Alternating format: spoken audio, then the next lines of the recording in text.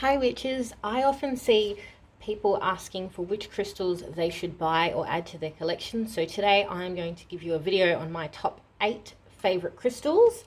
And these are the crystals that I think everyone should have in their crystal collection as a witch because they are affordable, they are easily available, they all have multiple uses. And these 8 crystals can substitute most other crystals. So let's get into the recommendations. So the first crystal that I would suggest that everyone has in their collection, it's a bit of a no-brainer, is Amethyst. However, I would actually recommend that you get not just any kind of amethyst, but an amethyst cluster. So amethyst clusters are really good because you can actually charge other crystals on the cluster. So let's say I had another crystal here. If I place it on here and leave it overnight, it's recharged with some extra energy. So I often do that, and I'll just quickly show you, because if you've seen my Instagram, you've probably seen this before. So this is my charging station, as I call it, because it has my big amethyst cluster and I have a piece of selenite on there. I'll talk about why I've got the selenite on there in a later part, but I have the amethyst here so I can place my crystals on it and leave that overnight and they can be recharged. So that is why I would suggest that you get an amethyst cluster. Amethyst clusters, what they do is they send energy in all different directions. So the points, as you can see, they're going in all different directions. They are really good for protection. You can grid your bedroom with amethyst. That doesn't have to be a cluster. You might use, rough chunks. You might use tumblestones, whatever you have, because they are really good to promote pleasant dreams. They are also a psychic stone, in that they are good for connecting to your intuition and your third eye. The other good thing with amethyst is it is available pretty much every single crystal shop, and even shops that aren't crystal shops. This cluster over here I've pulled out because it's actually an incense holder. That's why there's a little hole here. I got that for less than $10 from a shop called Ishka. So you don't need to spend a lot of money on crystals. Also, this giant chunk here, this is actually a smoky amethyst, which is why there's that dark piece here. Again, that was only about $10, might have been a little bit less. This is a quite sizable chunk. These are really good for gridding around your home or gridding in the 4 corners of your room.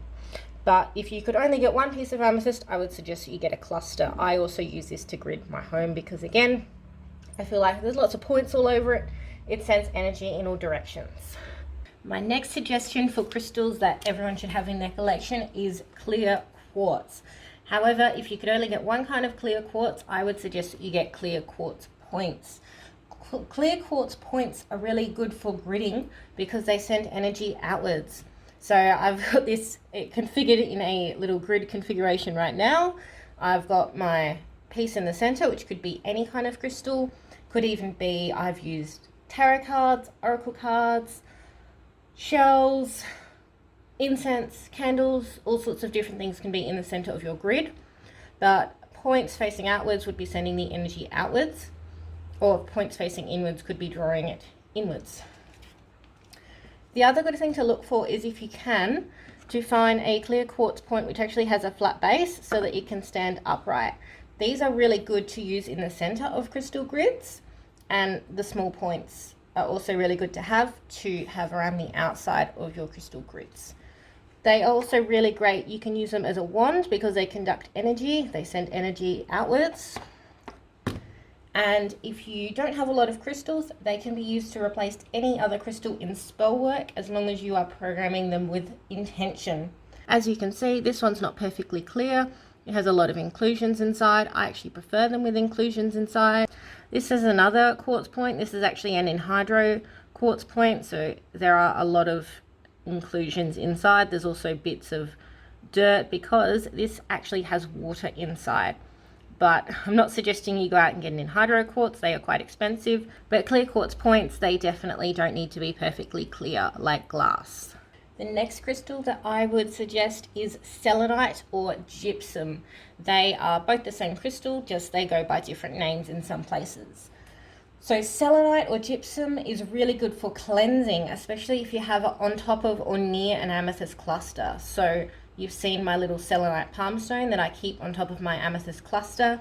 However, I also keep these Selenite moons on either side of it. And I feel like that also adds to anything which is placed on top of the amethyst cluster getting cleansed, and then the amethyst recharges it. These long pieces are really good to use as a wand and cut energetic ties. You can also use them like a comb to remove negative energy on your auric field. They are a really good crystal to use if you are working with the moon and goddess energy. Selenite is also really good for connecting to your intuition and for clarity. Therefore, it's a really great stone to use in meditation. It comes in a variety of shapes, as you can see. It's a very soft stone, so these pieces have been laser etched. Because it is a very soft stone, it is very fragile. So because of that, be careful not to drop it and keep it away from water. So this desert rose, whenever I pick it up, little pieces fall off of it. This piece here as well, lots of pieces are broken off of it, which is fine, it happens, but it's just something to be mindful of. So you can get all sorts of carvings on selenite. Laser edge selenite is becoming quite popular, but you don't need to get special laser edge selenite. You can just get plain old selenite like this, or even I've seen selenite hearts that look like this. All of them are useful in your spellcraft. Then I would also suggest black tourmaline or tourmalinated quartz. So I've included both of these because tourmalinated quartz is basically quartz which has black tourmaline inside of it, and you might be able to find that easier than black tourmaline. It just depends on where you're located and what what shops you have access to, things like that. So black tourmaline and tourmalinated quartz, both of them are really good for grounding and protection. It also absorbs negativity. So because of that reason, it does need regular cleansing. Not so much if you're using tourmalinated quartz, because the quartz tends to also cleanse energy. It's really good if you are using it in banishing work. And I actually prefer the rough tourmaline, like these two pieces, because I find that the tumbled tourmaline is really reflective. And when you're working with tourmaline, you want it to absorb that energy rather than reflect it like a mirror. But it just depends. If you only have access to the tumbled tourmaline, it is what it is. But I enjoy using all of these pieces in my spellwork. The next stone that I would suggest is Pyrite, which is also known as fool's gold. Because it is also known as fool's gold, it can be used in a lot of money and abundance work and for luck. So if you were doing a working to try and increase money coming into your life, if you are trying to get a new job, if you are trying to get a pay rise, if you're trying to win the lottery, all things like that, I would suggest that you use a stone like Pyrite. Because it is reflective, it can also be used as a shield against negativity. Now, Pyrite is not the cheapest stone, I am aware of that. However, I feel like it is well worth having in your collection. It is also a really beautiful statement piece. So this piece here, with all of the clusters on it, it's very sparkly. And it actually wasn't too expensive. I think this was only maybe $20 or $30, which I feel for a beautiful crystal is actually well worth it. You can find it quite easily in these tumbles. I'm not a huge fan of the tumbles purely because I love the way that the clusters look. However, whatever you have access to is fine. I've got smaller clusters. Again, these were not expensive at all. So just get what you have access to, but I would highly recommend Pyrite. Rose quartz. Rose quartz is the stone of gentle love. It is really great for self-love spells. It is really good for love spells. It is good for nourishing the spirit. It promotes calm and peace, and because of that, it is really good to grid your bedroom with, especially if you are sharing it with a romantic partner. So you could get a chunk. It could be a small chunk like this, it could be a larger chunk like this. Neither were too expensive. This was about $4, this was maybe $8 to $10, and it's sizable. It's about the size of my hand. You can put those in the four corners of your bedroom. You could put them underneath your bed. You could place them on your bedside altar. They are also really good to keep in the shower or around the bath. These are one of the crystals which you can actually put in water without it being damaged. Generally, anything which is part of the quartz family won't be damaged in water, but always double check before you put them in water, especially something like a bath. I find that the rough stones are usually cheaper now. When I go into crystal shops, I see a lot of these big rough chunks of rose quartz and not as many of the tumbles. I feel like if I'm paying $8, I'd rather get something like this rather than paying $2 or $3 to get something like this. The size difference is quite substantial. Rose quartz is also really good to wear as jewelry if you have access to it, because it is really good for self-love. So if you are someone that struggles with feelings of self-worth, then rose quartz is a good crystal to wear as jewelry, particularly as a necklace over your heart, because it is associated with the heart chakra. Tree agate or moss agate. You might be thinking this seems like an odd choice, but hear me out. So tree agate or moss agate, if you are into gardening and growing plants, then this is an amazing stone to have. I put this in my plants which are growing out in my garden because it promotes the growth of plants. It also is really good for promoting growth. So if you are wanting to grow your business or grow parts of yourself, then I would suggest working with tree agate or moss agate.